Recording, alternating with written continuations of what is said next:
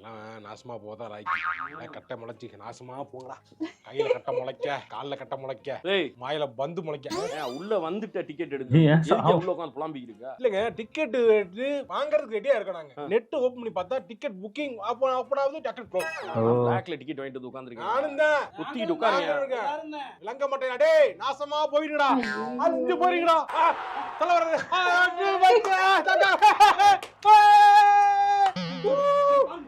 ஒரு ரன் அடிக்கலையே. சிங்கம் நடந்து வர மாதிரி இருக்குங்க. சிங்கம் இருக்கு. அட சிங்கம்டாது.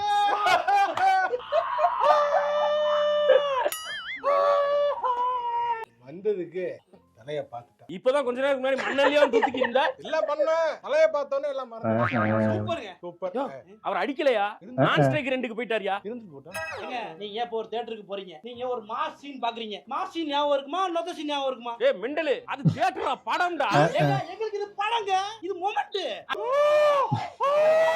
ஏய் ஐயோ இப்படி. ஐயா பஞ்சாப் கிங்ஸ் அணியை பத்தி நீங்க என்ன நினைக்கிறீங்க? அதுதான் பஞ்சாப் கிங் வந்து பிரீத்தி சிந்தா. இந்தா வந்து எனக்கு ரொம்ப நாளா பழக்கம். அதனால வந்து என்ன கேட்டுச்சு, நம்ம தோத்துட்டே இருக்கோம் என்ன பண்றதுன்னு கேட்கும்போது நான் தான் நேம சேஞ்ச் பண்ணுங்க, நியூமராலஜி படி நேம சேஞ்ச் பண்ணணும். கிங்ஸ் 11 பஞ்சாப் இருந்தது. அது வேற நம்பர் செட் ஆகாது, 2 பிளானஸ் ஓட்டா சரியா போயிருந்து சொல்லிட்டு 11 தூக்க சொல்லிட்டு இப்போ வந்து பஞ்சாப் கிங்ஸ் அப்படின்னு மாறிடுச்சு. கிங்ஸ் மாத்திரனாலே ஜெயிப்பாங்க நினைச்சிட்டு இருப்பாங்க. ஆனா நடக்காது.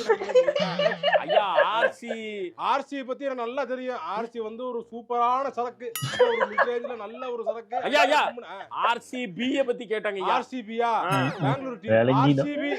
ஆர்சிபி வந்து ஜெயிக்கணும்னா ஒண்ணே ஒரு சிம்பிள் வாட்டர் பண்ணணும். எல்லாம் வாயை மூடிட்டு சும்மா இருந்தாலே போய் ஜெயிச்சிருவீங்க.